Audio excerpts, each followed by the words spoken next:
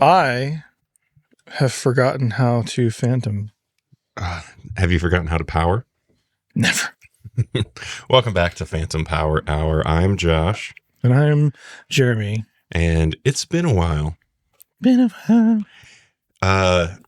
had, I think, about 3 months off, which is the longest we've ever gone without sitting down to record.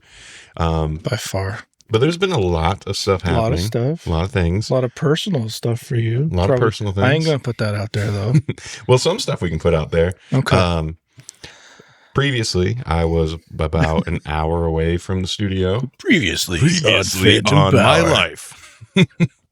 I used to live about an hour away, and now I live about 4 minutes away. Is it 4 minutes? It is. It's close. It is. 4 minutes on a bad day. I can smell you from here. I know. I'm sorry. I love that smell. So that's been a big part of it. Who knew that Homie bought a house? Yeah, buying a home and moving takes a lot of time and effort, especially when you're trying to work while doing that. I love and support you, but I was like, gonna need any help? You're like, no, we got it. We'll get it done in a few days. I was like, you won't. No, I'm generally overly optimistic about a lot of things, which I think it can be a good trait. It also, from my understanding scientifically, is the leading trait in people that are late and like procrastinate. Being optimistic? Mm-hmm. So I'm highly pessimistic and always on time. So that's a big reason for it.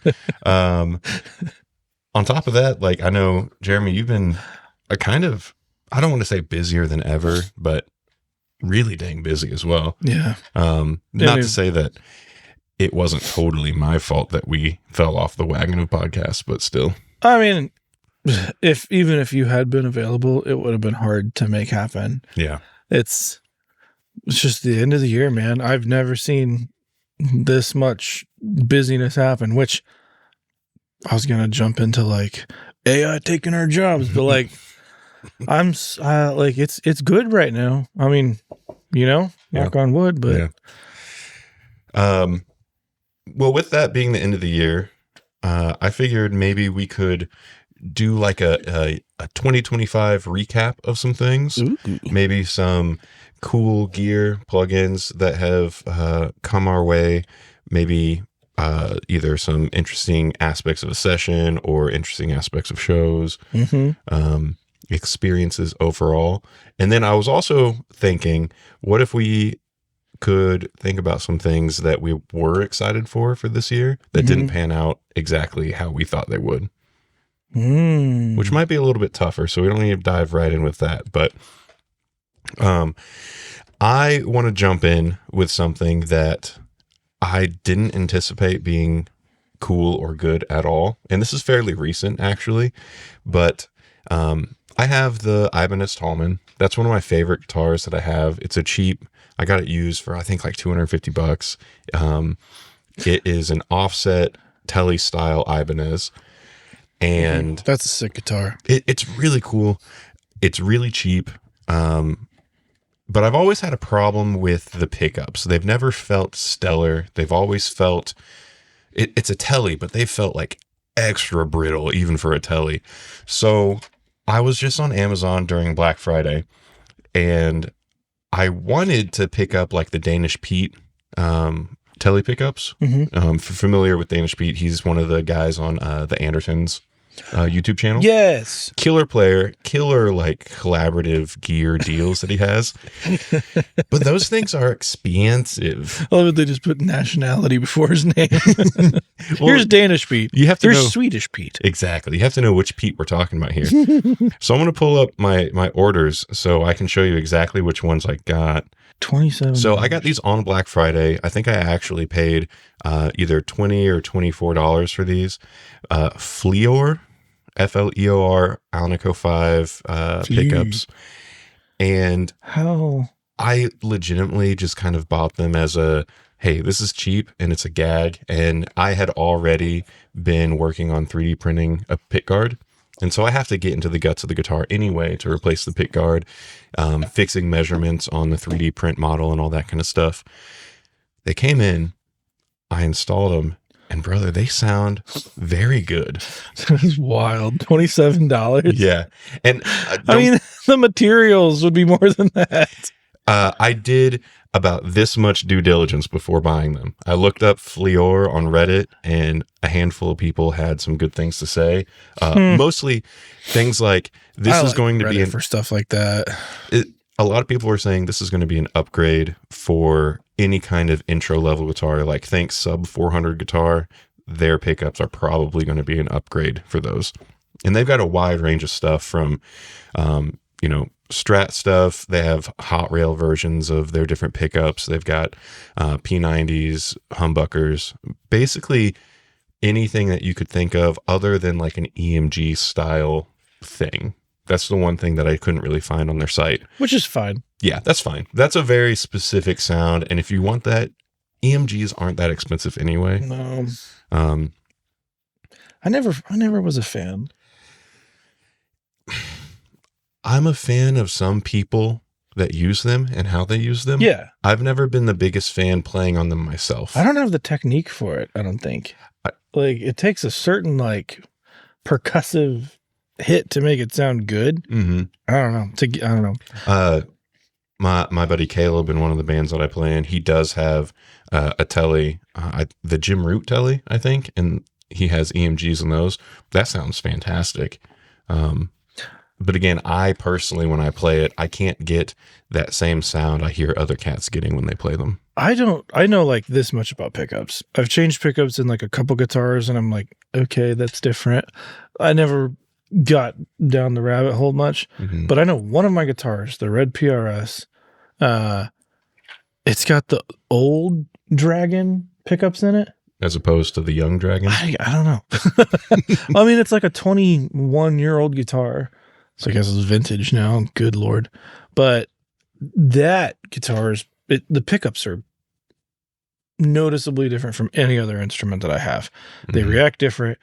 The dynamic range is different. The clarity, the balance. I'm like, what is this? I want this in every guitar. They are really clear, but also smooth. They're very smooth. Yeah, they sound great. So these pickups were just whoa. Didn't think that they were going to be anything worthwhile. I thought for sure I was going to put them in and then rip them out immediately. But now they're staying. That's wild. They're staying. So that's a fun piece of gear. If you are a tinkerer or you have a super cheap guitar or bass, they have bass pickups as well. I can't speak to those. I don't know. Check them out. They're super cheap. It's like half of a coffee from Starbucks, basically. That's awesome. Yeah, I like them. I'll probably end up getting some more sets to experiment with because they are so cheap. And that's another really cool thing. I have so many basses in my hanging in my guitar closet thing. And I have so many years of experience going to trade shows, playing buddies' basses, like everything from bottom of the barrel cheap stuff to things that you would probably need to get a second mortgage to buy. So I have all of this internalized experience of wood tones, pickup placement, and how that affects the tone in bass. Zero of that for guitar. So this is a really cool way to kind of self-educate on. I theoretically understand what a hot railed bridge pickup would sound like or feel like to play, but I don't have that internalized experience. Now I can get it for $20-$30. That's so cheap. It is. How about you, Jeremy? Anything coming to the studio? Let's start with this. Is there anything that you have procured in the last year that you didn't think would be a big deal or that you weren't very hyped about that ended up being way cooler than you thought it would be? I mean, I kind of knew it was going to be cool when I finally switched the whole studio over to Triad Orbit. Yeah. I mean, it doesn't need to be Triad Orbit. If you're looking for a system, that's what I went with. What is Triad Orbit? So, Orbat? Triad Orbit. Triad Orbit. So they make mic stands, the heaviest of duty of all the stands. We actually tested that out on, I don't think it was a Triad Orbit. Why do I keep saying Orbat? I don't think it was a Triad Orbit video.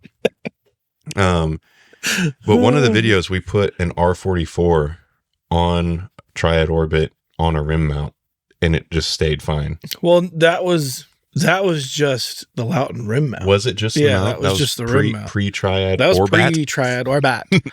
No, that was the Loughton rim mount. That thing was just strong enough to hold That thing is a strong. 7-pound microphone. But Triad is a series of like quick locks, and so everything has quick release on it now. All my mics have it. It just makes things so easy. Well, there's one like right here, I think. Hang on. So this is the whole idea with the system. Like you have all these different things. They make stands, but they also make these little clamps and even different styles of these clamps. This is like one of the middle of the road ones. There's smaller ones you can get, iPad holders. This is a gooseneck. Just try like all the goosenecks you've ever played with. Try and bend that thing. Oh, I get a workout in with this thing. Oh my gosh. Yeah, it stays where you put it. Wow. Everything they make is over-engineered to a T. Like you're not going to break it, but To that point, when this is released, the video that I'm going to reference will not be out yet, but we just did a kind of assorted gear that you use basically on the daily throughout the studio. And you did talk about Triad Orbit in that video. Orbat. And as I was editing that one, I was going through and finding screenshots and links of the You did a good job finding them, by the way. That C-clamp, just the C-clamp portion with a quick release by itself, I think is $78.99. Yep. Yeah. It's so very expensive. They are the creme de la creme of just stands and stand accessories. And that is bonkers. But if you're going to buy like a crappy stand, that alone is going to be like $35. That crappy stand may last you. In these walls, I've thrown away so many stands, and I was like, I am freaking done wasting money because I just continue to buy other stands, and even like K&M, like pull up a K&M stand. Amazon, okay? Yeah, I think so. They're not cheap, but that's about the strongest ones that you can get.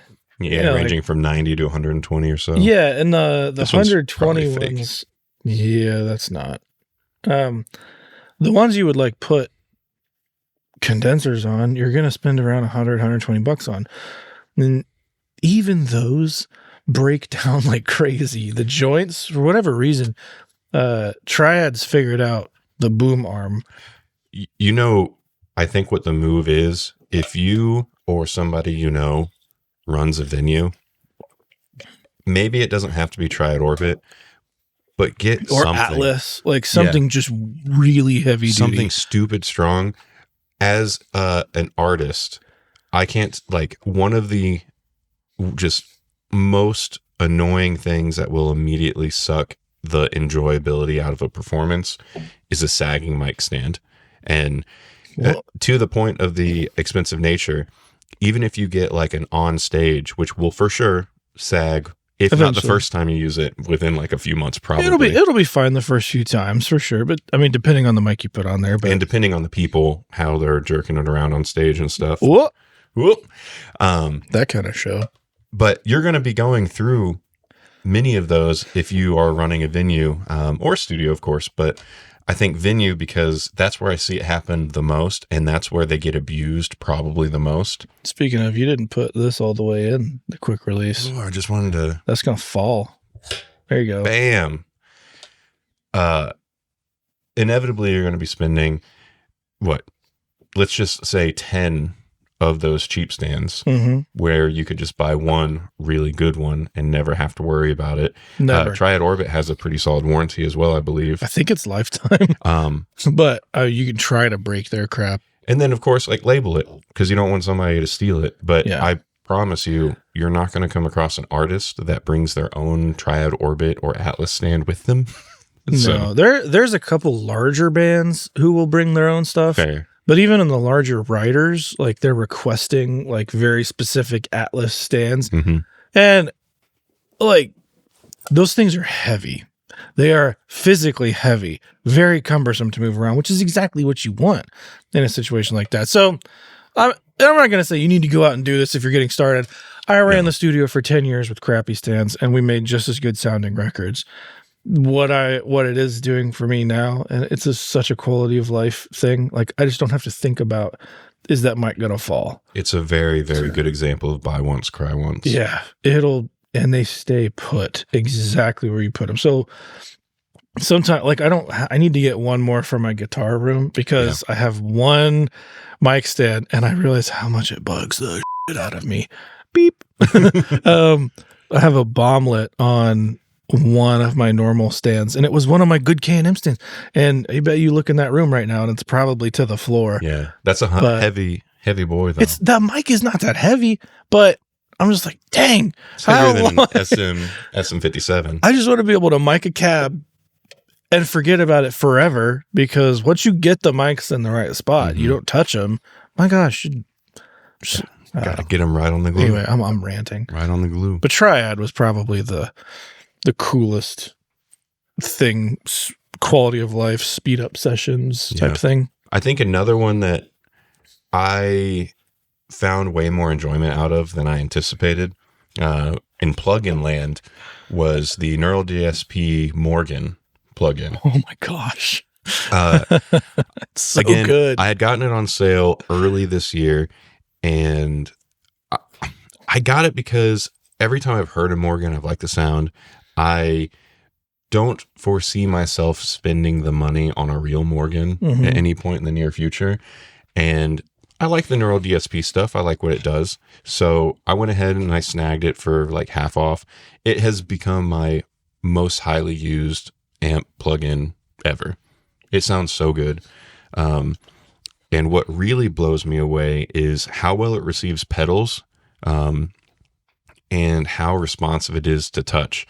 It might be the closest to feeling like a real tube amp when playing into it that I've ever experienced in plug-in form. Stuff is getting good. Yeah. I want to show you one of these things that I want. This is like, that is sick. Let me pull that up over here. I want one of these so bad. Amplified Nation. Yeah. Basically old Dumble circuits, which you play with Zach. He runs a Dumble style amp. The what is it called? Not Two Notes. Two Rock. This thing is sick. Yeah, I want one. So, but they have an overdrive special. They kind of play on the old Dumble naming schemes too, but these things are just monsters. You're talking amps. This is my wish list amp. I've not heard of Amplified Nation before. I hadn't until a few months ago, but this, like one of these, either like an overdrive or the 6-string, and then a diesel Herbert. Yeah. Not the VH4. I'm not a VH4 boy, but a Herbert. Oh man. That's a dream amp for me, for sure. There was a PRS amp that you were really itching to get too, wasn't there? This time last year? They kind of stopped making a lot of the higher wattage stuff. And I really like having at least 100 watts for the higher gain stuff. Yeah. Because there's just so much more headroom. Like it can get loud and mean without being like gross with that extra headroom. And I don't know. They just kind of, as soon as they went with like the MT stuff, they dropped the wattage, and even the Archon that I have, like you can't find 100 watt Archon anymore. I didn't know that. Like they only make 50s anymore. Interesting. I wonder, have you heard any insight as to why they made that move? I guess it just wasn't very popular, but now it's like I have bands come in, like I just recorded like one of my childhood favorite band guys. He came into the studio last week, which was wild, but he was playing the Archon through the Mesa, and he was like, this is one of the coolest tones I've ever heard. And I was like, it's not an expensive amp. Just sounds good, and they don't make it anymore. Why? It does sound great. Why? Bring it back. Come on, Paul. Mr. Smith. Mr. Anderson. Anyway, let's get off my wish list. What, anything else that came in, either plug-in form or hardware form, that kind of was cooler than anticipated? I think the Tube EQ I got last year, didn't I? That was a last year thing. But that still is worth like a little mention, I think. Blows my mind every time I use it, and that's it's so good. I've been working on some videos for some other folks for West Audio, and the NG Tube EQ, every context that I see somebody using it just sounds great. Incredible. It sounds incredible. Yeah. I need you to get that bus comp though. I don't know about that. The Mojave 251, that mic. Yeah. It's that's the a recent acquisition. MA1000. Yes. The 251 style. Mic. Yes. It had me think about stuff differently, because I've always been like, I like discrete circuits and hitting transformers and iron, and like the clean top end on that mic. Not that I don't have other mics that are clean, but I don't know why it clicked with me on this one. Like, I wanted to keep everything super clean, and it's kind of had me change my approach on a lot of things, and having one of my preamps take a big old dump at the end of the year. Talking to Grace, which I haven't used it yet, but we have the 801. I'm excited to hear those. Yeah. I mean, that's going to be a completely different workflow. Yeah. Just being so clean. And I'm excited about it. You have some AEA stuff too that oh my gosh. I'm excited to try out. I just got to use those on drums. Did you? Yeah, the preamps. Yeah, they're so good. They're so good. I mean, I didn't expect anything else, honestly, but it's cool. AEA's just they build things very, very clean and wide open, like the DI. When we tested, just had this massive bottom end to it, and they've got basically 2 bands of EQ on each one of these. So I'm using it on my kick in and my snare top, and I want 6 more. They're great. Well, I would do drums. I mean, we can get you 6 more. Okay. I say we, the canonical we. You can get yourself 6 more. Hey. Want to dance? Staying in mic world, something that I think was as cool as anticipated, and I was very excited to finally kind of see happen after being teased with it. I think in January when we went out to California was the OMA mics that you got. Yeah. If you haven't seen those, I'll throw up a picture, a video real quick, but they're just so cool. All right. One of them's gone. Yeah. One of them had to go back. One of them went back. So I still have one. Very cool mics. And I actually sent my ribbons back too. Is when I sent back the other one, because I only got one for doing the video. And then I sent the ribbons back. He's like, well, hey, just send your old ribbons back. And now we're on to like a ribbon V2. Oh, cool. Get a little more headroom out of them. I'm like, okay. That sounds sick. Yeah. So awesome. I can't wait to see what those come back like. Do you know if you're going to get the same housing? Yeah, they'll come back in the same housing. He's just going to redo the ribbon motors in them. Yeah. So, but super small company, killer microphones. Seeing their setup was so neat. That's probably on the list of coolest experiences of 2025. That was really cool. Just seeing their whole shop and how like bootstrap it all is. And it really genuinely surprised me because I knew of OMA before you and I had talked about them, before you got their stuff. They had a big persona. They crushed the social media game. Yeah. They're so good. And getting their mics into the hands of influencers and stuff, whatever you may or may not think about that, they did a great job. And I appreciated it. Seeing gross. Am I an influencer? Influencer. You don't really know her that well. I don't know her.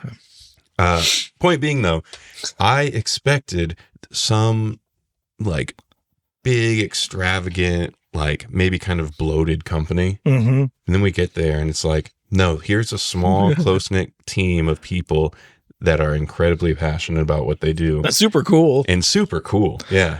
That's what we were walking up. I was like, I don't know what to expect. Yep. Because like their marketing and like the visuals, like this could be like a very interesting experience.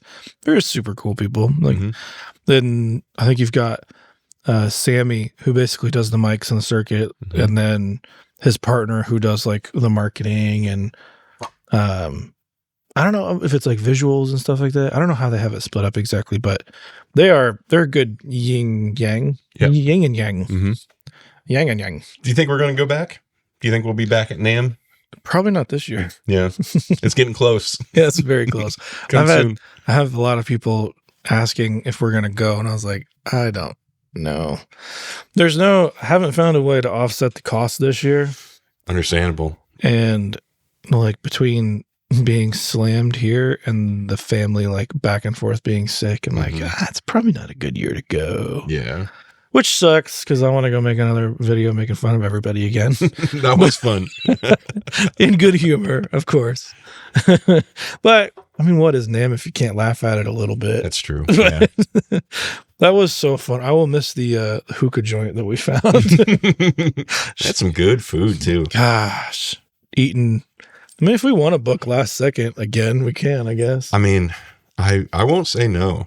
That was a fun time. I always enjoy myself at NAMM, seeing some good familiar faces. And here, we'll go. I just won't pay you for a month. Oh, that's rough. I'm curious. You keep talking. I'll see what plane tickets cost. Trying to think of some other stuff that really blew me away. I mean, the Atmos room is new for the year. That whole experience just blows me away. I guess I first experienced an Atmos room last year when we went down to Nashville, but getting it all set up here, watching that whole process of you kind of tearing out the 2 rooms, putting it all up, having Gavin come in and just really dial like the whole experience in. Mm-hmm. It is downright bonkers. Even more bonkers to think about, like, it's not a cheap endeavor by any means, but how much of a baller on a budget you are with that room. Even if we don't consider the trios in there, because those are technically not even part of your Atmos setup. I know currently they are. Actually, yeah, they are now, and I'm breaking some rules in that room. Yeah, Gavin would not be happy. We do not get Gavin's approval on that. Well, I don't think Gavin cares as much as the tuner, Josh. When I told him what I did, he goes, "Screw you, buddy." But we talked a little more. He's like, "Okay, that'll work." But what I did, like the people say not to mix your speakers in Atmos, and I understand. Here's my rebuttal. If you have like an anchor of some kind, like, or a left and right that you really, really know, why wouldn't you use that? I'm not doing surgery on something that I put on my side speaker. Right. I'm going to hear it in the front of the room first, where 90% of the energy happens anyway in an Atmos room. I'm not the dude doing the crazy spinnies anyway. I like to use the room, but I'll do the work in the front and then put it wherever it's going to go. Mm-hmm. So it's like, for the same reason that I don't need like incredibly surgical speakers all over my room, which I'm sure would sound incredible. Of course. But I just need to hear it. And the Alpha 65s do a good job, but having my trios as the left and right, it's like, that's my context for everything else. So if something sounds funky somewhere, I'll pull it up to the front and be like, what's wrong with it? And then I can put it back. So in that instance, I'm like, that makes a whole lot of sense to me. And I talked to Warren about that because he does the same thing. He has a different left and right. And I was like, tell me why people don't want you to do this. He's like, I don't know, man. It makes sense to me. And I mean, his mixes are some of the best Atmos mixes I've heard. Now, I'm not even like kissing his cheeks or anything, They're just, he's very good at doing that. He's just, Atmos or not, he's a good mixer. Yeah, exactly. He's an incredible mixer. So if it works for him, then I don't see a problem. But I think the real solution, Jeremy, is building out the whole room with the trios. There would be no room. You would need to reinforce the ceiling with like more beams. Oh my God, dude. Doing the ceiling speakers was a nightmare. I have a lot of people ask if they should do like an Atmos room. And if you can, do it. It's awesome. Cool. But if you have something close, go rent the room and try mixing in it and see if you like it. Because otherwise, that's a whole thing to go down Yeah. to decide you don't like it. And it's one of those scenarios where, at least in my mind, if you are going to go down that route and build one out, then you're going to want to do it as correctly as you can. Meaning like the shape and size of the room. Yes. The isolation of the room, the faux walls, all the, like the whole 9 yards, because you're going to be investing a lot of time, energy, and money. So you're going to want to do it right. So that is a great kind of just go try a room, give it a whirl before investing in all that. Yeah. And you can do it cheap.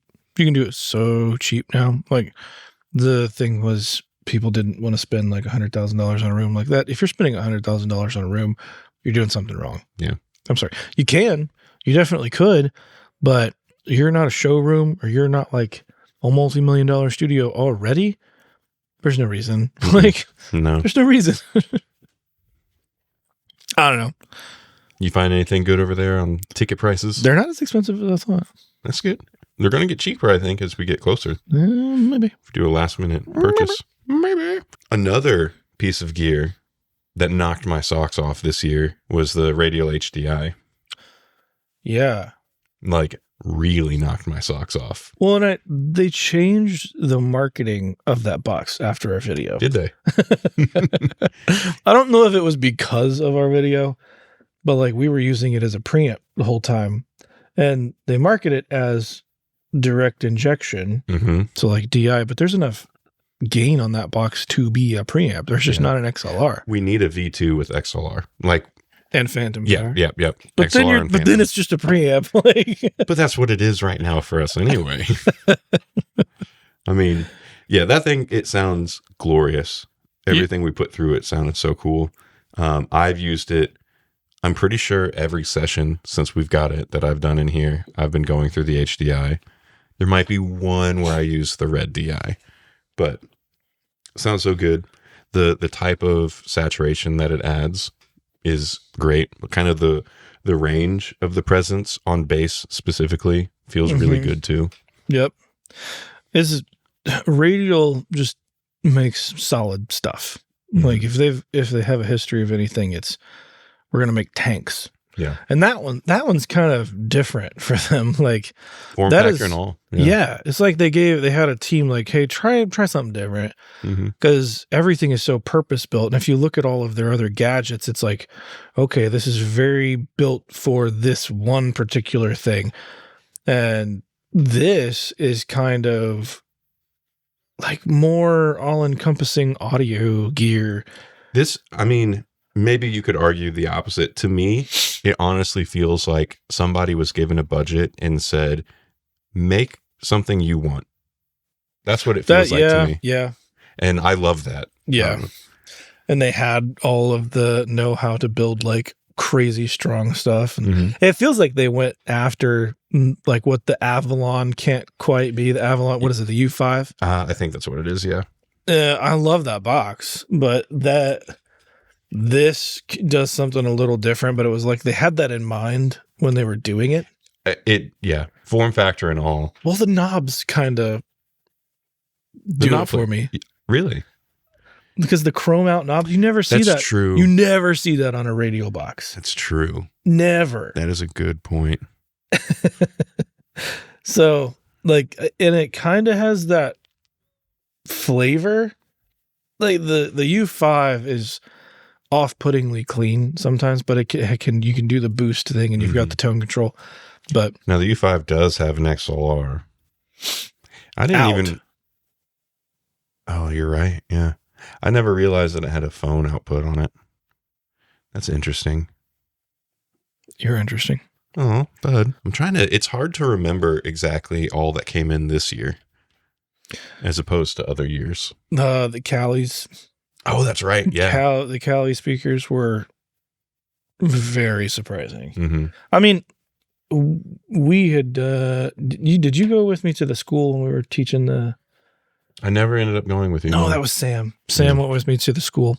So there's a school relatively close to where we are, where they're building up like a music business program as part of their high school, which I guess it helps with accreditation for the kids, but Mhm. they're also kind of getting a head start in wherever they want to go in the future for college, if they want to go to college. But it's a really interesting program, and they've kind of built out a recording studio, and they had Callie's there, and I'd been in talks with Callie for a very long time. It's just we never could seem to like meet up. I was at NAMM years ago, and they were like, "Hey, come to our party," and I just couldn't get there because I had other stuff to do. And uh, me and Nate had kind of talked back and forth every once in a while. Well, then he came out with these Santa Monicas, and I really needed a set of speakers. Mhm. And a mutual friend was like, "You should talk to Nate. You should try out these Santa Monicas." And I was like, "Okay," because I had it in my head that like Callie was kind of a more budget speaker, which there is absolutely nothing wrong with budget speakers. Right, but for the context of you replacing your control room speakers, Yeah. it would feel like a heavy downgrade to go from And the not Trio even- 6s. Not even just for me, but also for the people who like work in and out of here. So Yeah. I kind of needed to make sure I hit like a certain quality tier of speaker. Santa Monicas are there. They are very much there. And like they do what I like about Dutch and Dutch Mhm. at a very small fraction of the price. Yes. Now they're expensive speakers. I think it's $5,000 for the pair. Mhm. So Which that is far from the high end of expensive Yeah. monitors. The Dutch and Dutch now are over. I think they're over 12, which is They're up there. not what I paid for them at first. Like Yeah. that's crazy. And even one of our friends who still has a pair of Dutch and Dutch, and they're great speakers. Mhm. Don't get me wrong, they're great. But he stood in front of the Callies and was like, "Huh, these are nice." And I was like, that right there, like I don't know of another company who continues to raise their prices with very little value add or any value add. Actually, Yeah. quite the contrary. As I was doing firmware updates on my speakers, I was losing functionality of my speakers. Yeah. And being presented, isn't that the situation where you're also presented with a subscription model as well? Yeah. Yeah. You lose access to the tuning that you had Mhm. on board on the Dutch and Dutch. I lost the ability to like just changing the volumes or the bass, but like the little things that used to come with it were behind a paywall now, and I was like, this is stupid. It's a really interesting marketing move and just business model. Like if I put my business hat on, which is not the most worn hat of mine, I can understand the attraction to a subscription model. I think anybody can from the business perspective. But when it doesn't make sense, I don't understand how something like that gets pushed through Yeah. all the way to the top. A subscription model for a speaker is not something that I thought I'd be seeing. Especially one that's like, it is top tier quality. Yeah, for sure. But when you're paying that much, you should get something. You should get something. Yeah. I I mean, don't they're know. not going to come in and if they have a new design of like beryllium tweeter mesh web net planar electromagnetic magnets, they're not going to come they're not going to come in and replace those just because you pay the subscription, right? It's a little bit easier to swallow a pill when the subscription model is attached to software that gets continuous updates. Yeah. I still don't love it. I still actively steer away from subscriptions whenever possible, but the logic behind those makes more sense to me because there is a potential value add when you get those updates and stuff. But anyway, yes, the Kali sound very nice. I'm happy that you got those. I'm happy that you moved the trios into the Atmos room. Happy you made the Atmos room in the first place. I got to imagine that that felt like quite the leap of faith. Yeah, big time. And I mean, even if Atmos doesn't take off, and who knows Mhm. if it will, I'm having a blast. But I can still mix stereo in there. Yeah. And all I got to do is sell some speakers. Yeah. And you got the Pro Maxes, the Apple Pro Maxes. Yep. I've heard this, I don't know if it's a new argument. It's I haven't heard it as much until lately of people arguing that the binaural mixdown is the most important aspect of Atmos. Therefore, I would agree. a lot of their mixing has steered to the Pro Maxes. Not only the Pro Maxes, but I've heard, being a Reddit sleuth and stuff, I've seen a lot of conversation and arguments of like, why in the world would I build out a room when the most important aspect is the binaural rendering? Sure. I mean, 90% of my consumers in the recording studio listen on AirPods. Why wouldn't I mix a record on AirPods? Yeah. Because it's freaking hard. Yeah. Can you do it? Absolutely. Do it. Try it. It's really freaking hard. I mean, some of the argument, I agree with the issues with Atmos. Like the fold down sucks because Apple's fold down sucks. If you listen, like in my template, I can listen to the Dolby 2.0 render.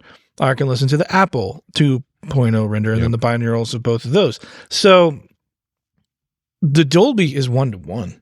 Sounds exact. Yeah. The curveballs happen with Apple because Apple's fold down sucks balls for some reason.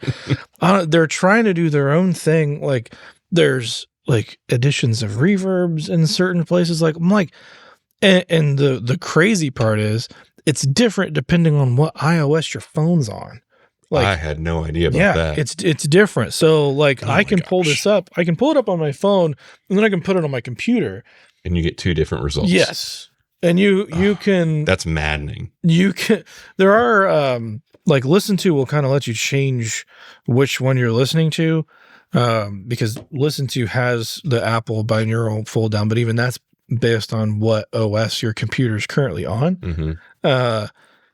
So it's just a moving target. And like anytime there's a moving target like that, you're going to get unpredictable results.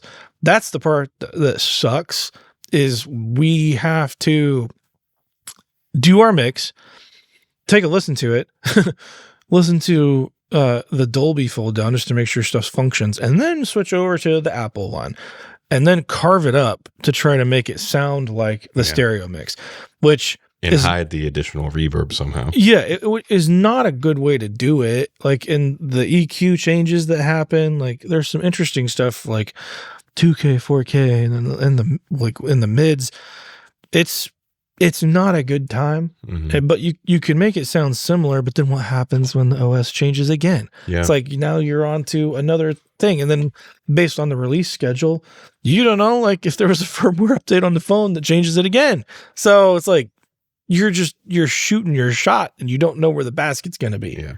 It's odd that it keeps changing. I just wish they would adopt Dolby standard or just pick one. Pick one. Yeah. Right now, Dolby's that's the one that's like 1-to-1 to me. Like it just folds down easy and it sounds great. So it's also the one that's been around from the beginning, right? Yeah. Well, now you've got the Sony 360 stuff, which that's cool.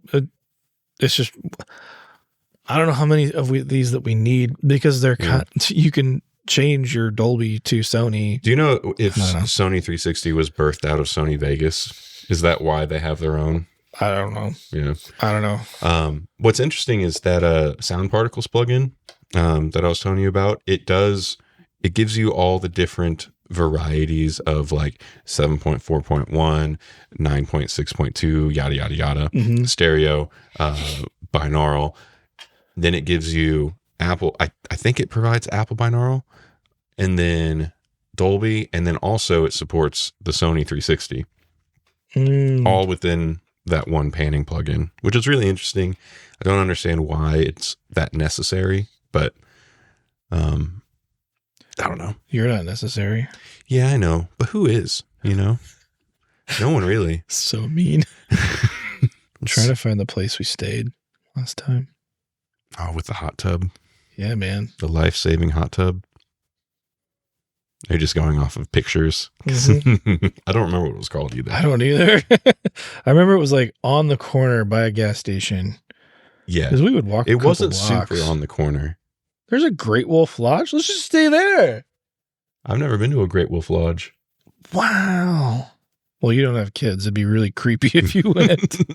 If I just did a solo Grateful Wash trip. Not appropriate. Inappropriate. Buca de Beppo. I'm not the biggest fan of Buca.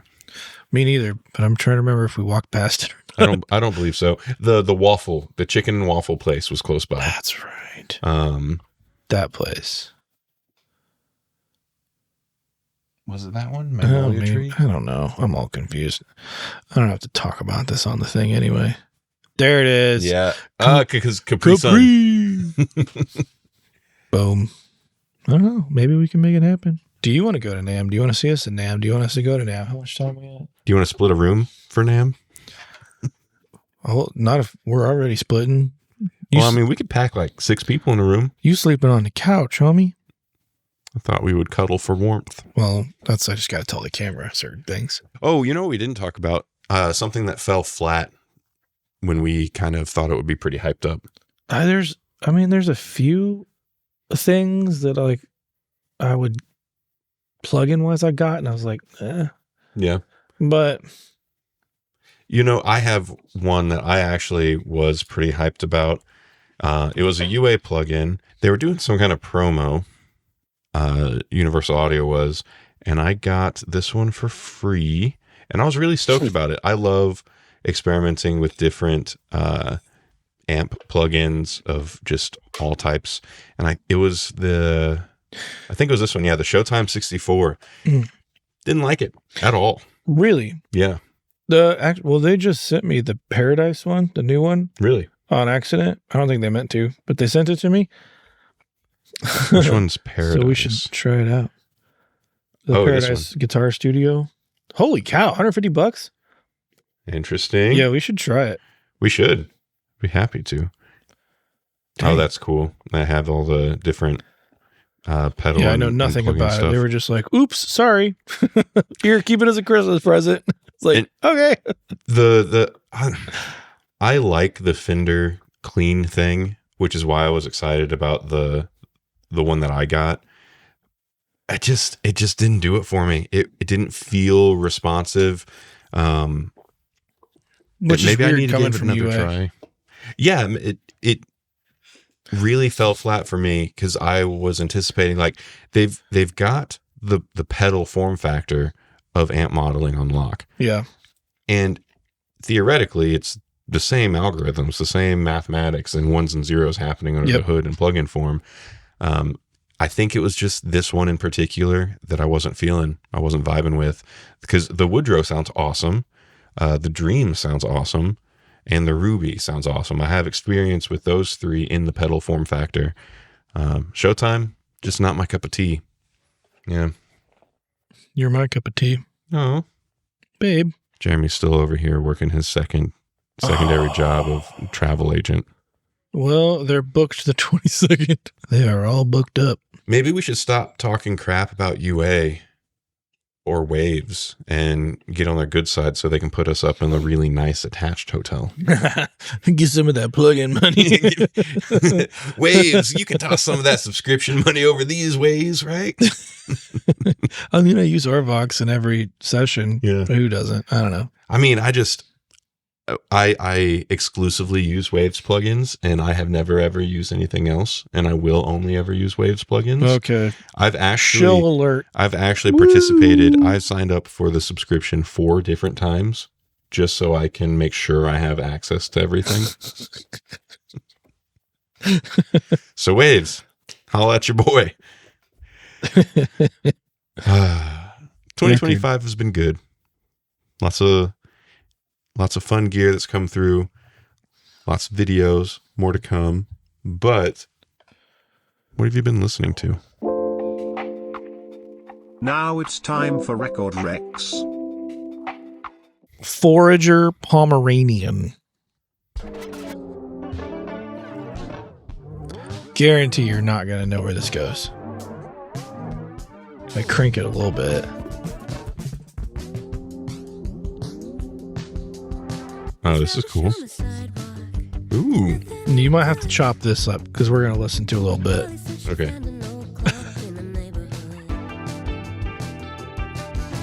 Start counting.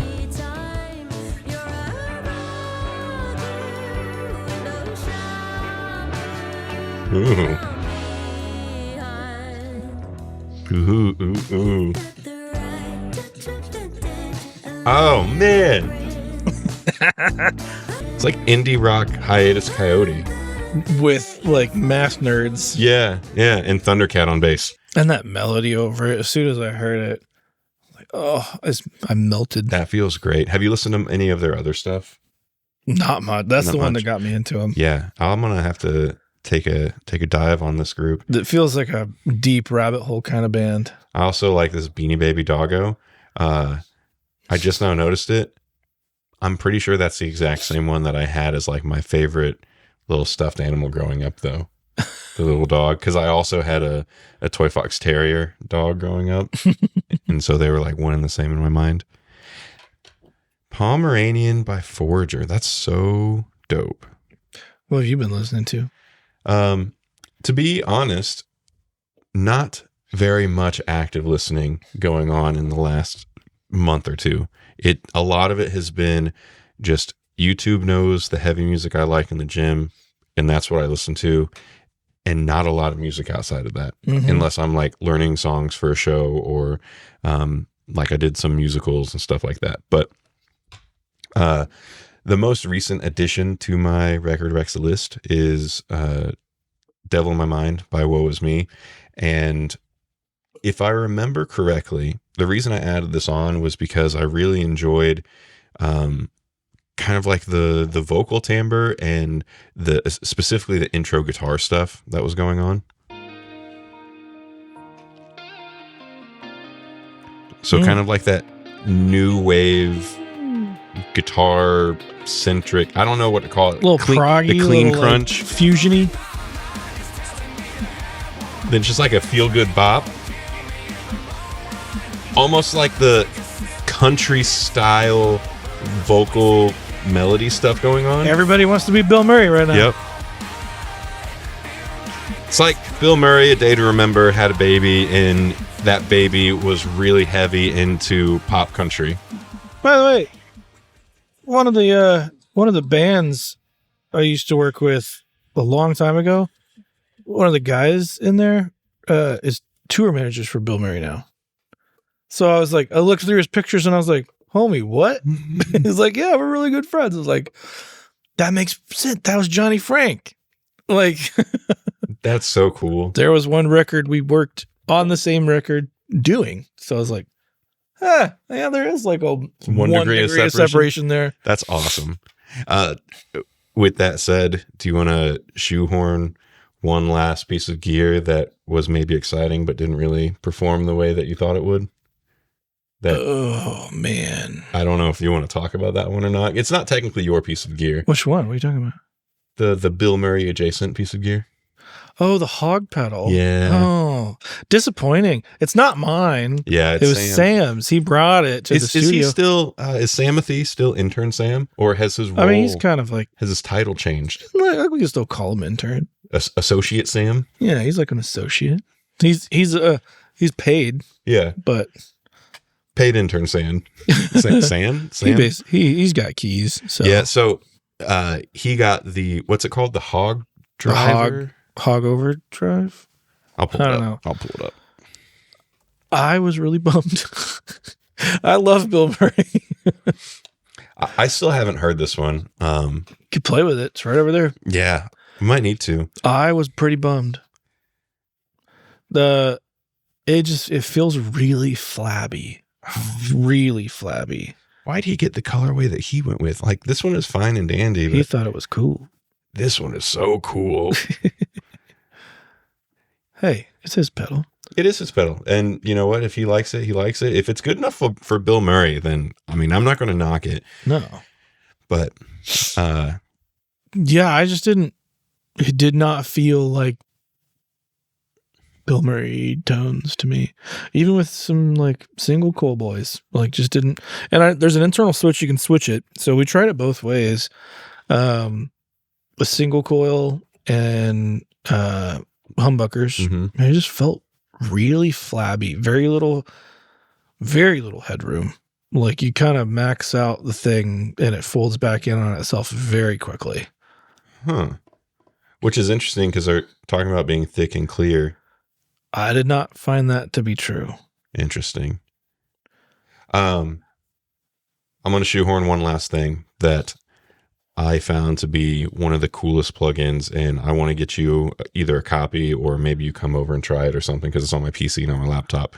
I got the Thal plugin. Have you seen anything? The Yes. Home? I would. Yeah. Dude, it is the gnarliest. Like if you Neural DSP Gojira is here, and that has been my my standard for heavy amp simulator stuff.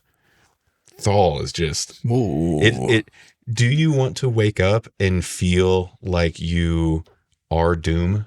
Like you're not even making music for Doom, you just are Doom. I am Destroyer of Worlds. Exactly, that is Thal.